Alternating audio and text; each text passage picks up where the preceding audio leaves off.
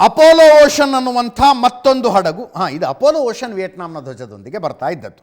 17,600 metric ton LPG ಹೊತ್ತು ಮಂಗಳೂರು ಬಂದರಿಗೆ ಬಂದಿದೆ. ವಿಯೆಟ್ನಾಂನ ಬಾವುಟ ಇತ್ತಿದ್ರ ಮೇಲೆ ನೋಡ್ತಾ ಇದ್ರಿ, ಮಂಗಳೂರಿಗೆ ಬಂದದ್ದು.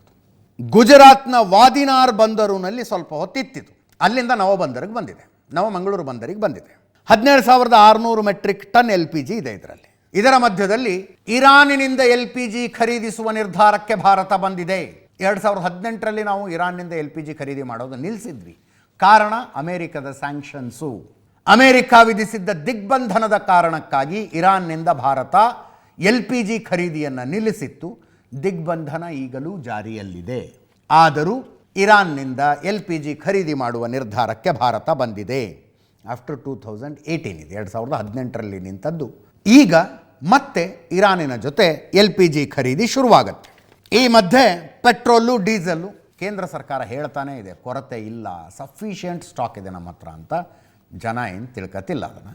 ನಯಾರ ಪೆಟ್ರೋಲ್ ಬಂಕ್ ನೋಡಿರ್ತೀರಿ ನೀವು, ಒಂದು ಪ್ರೈವೇಟ್ ಕಂಪನಿ ಇದು. ಇವರು ಏರಿಸಿದ್ದಾರೆ ರೇಟನ್ನು. ಇದು ರಷ್ಯಾದ ಸರ್ಕಾರಿ ಸ್ವಾಮ್ಯದಲ್ಲಿರುವ ಅತಿ ದೊಡ್ಡ ಪೆಟ್ರೋಲಿಯಂ ಕಂಪನಿಯ ಸಹಯೋಗದಲ್ಲಿ ನಡೀತಾ ಇರುವಂಥ ಕಂಪನಿ ಇದು ನಯಾರ. ಪೆಟ್ರೋಲ್ಗೆ ₹5 ಜಾಸ್ತಿ ಮಾಡಿದ್ದಾರೆ, ಡೀಸೆಲಿಗೆ ₹3 ಜಾಸ್ತಿ ಮಾಡಿದ್ದಾರೆ. ₹103 ಇತ್ತು ಪೆಟ್ರೋಲು, ₹108 ಮಾಡಿದ್ದಾರೆ. ಈಗ ₹91 ಡೀಸೆಲ್ ಇತ್ತು, ₹94 ಮಾಡಿದ್ದಾರೆ. ದೇಶದಾದ್ಯಂತ 7,000 ಪೆಟ್ರೋಲ್ ಬಂಕ್ ಇದ್ದಾವೆ ನಯಾರಾದ್. ಭಾರತದ ಅತಿ ದೊಡ್ಡ private petrol bunk change Nayara. ಇದಾದ ನಂತರ ಇತರೆ ಪ್ರೈವೇಟ್ ಕಂಪನಿಗಳವರು ಪೆಟ್ರೋಲು ಡೀಸೆಲ್ ರೇಟ್ ಜಾಸ್ತಿ ಮಾಡ್ತಾರಾ? ಒಂದು ಕುತೂಹಲ ಇದೆ, ನೋಡೋಣ.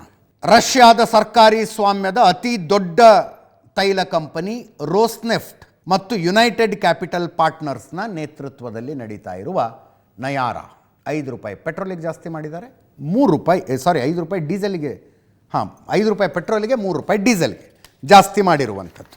ಈ ಮಧ್ಯೆ ನಾಳೆ ಪ್ರಧಾನಿ ನರೇಂದ್ರ ಮೋದಿ ಅವರು ಭಾರತದ ಎಲ್ಲ ರಾಜ್ಯಗಳ ಮುಖ್ಯಮಂತ್ರಿಗಳ ಸಭೆನ ಆನ್ಲೈನ್ನಲ್ಲಿ ಮಾಡ್ತಾರೆ. 5 ರಾಜ್ಯಗಳಲ್ಲಿ ಚುನಾವಣೆ ಇದೆ. ಆ ರಾಜ್ಯದ ಮುಖ್ಯಮಂತ್ರಿಗಳಿಗೆ ಈ ಸಭೆಗಳಿಂದ ವಿನಾಯಿತಿ ಕೊಡಲಾಗಿದೆ. ನಾಳೆ ಸಂಜೆ 6ವರೆಗೆ ಚುನಾವಣೆಗಳು ನಡೀತಾ ಇರುವ 5 ರಾಜ್ಯಗಳ ಮುಖ್ಯಮಂತ್ರಿಗಳನ್ನು ಹೊರತುಪಡಿಸಿ ಉಳಿದೆಲ್ಲ ರಾಜ್ಯದ ಮುಖ್ಯಮಂತ್ರಿಗಳ ಜೊತೆ ಆನ್ಲೈನ್ನಲ್ಲಿ ಸಭೆ. ಯುದ್ಧದ ವಿಷಯ ಚರ್ಚೆ ಮಾಡೋದಕ್ಕೆ, ಪರಿಸ್ಥಿತಿಯನ್ನು ವಿವರಿಸೋದಕ್ಕೆ, ಕೈಗೊಳ್ಳಬೇಕಾದ ಮುಂಜಾಗ್ರತಾ ಕ್ರಮಗಳನ್ನು ತಿಳಿಸಿ ಹೇಳುವುದಕ್ಕೆ. ಐ ಥಿಂಕ್ ಕೊರೋನಾದ ನಂತರ ಈ ಥರದ ಸಭೆ ಆಗ್ತಾ ಇರೋದು ಇದೇ ಫಸ್ಟ್ ಅನಿಸುತ್ತೆ. ಯುದ್ಧ ಮುಂದುವರೆದರೆ ಏನೇನು ಆಗಬಹುದು, ಏನೇನು ಮಾಡಬೇಕಾಗಿ ಬರುತ್ತೆ ಅನ್ನುವ ಚರ್ಚೆ ನಡೆಸುವುದಕ್ಕೆ ನಾಳೆ ಸಂಜೆ 6ವರೆಗೆ ಆನ್ಲೈನ್ನಲ್ಲಿ ಮೀಟಿಂಗು.